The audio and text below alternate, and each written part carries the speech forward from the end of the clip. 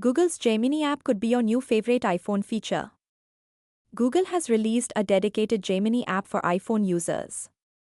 Among the many who appreciate Siri's functionality, I utilize it frequently across my devices, phone, computer, and iPad.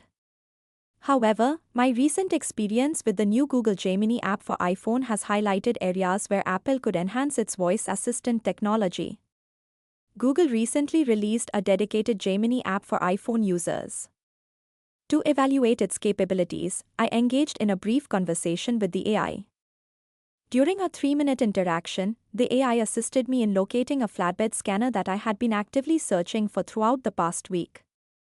Gemini on iPhone offers several notable features, including the ability to engage in natural conversation with the AI.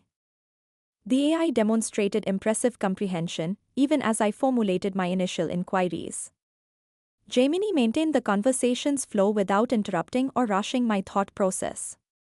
Additionally, users can personalize their experience by selecting from 10 distinct voice options for the AI, ensuring a more agreeable interaction. Imagen 3 in Gemini Live allows for the creation of images, in addition to chatting.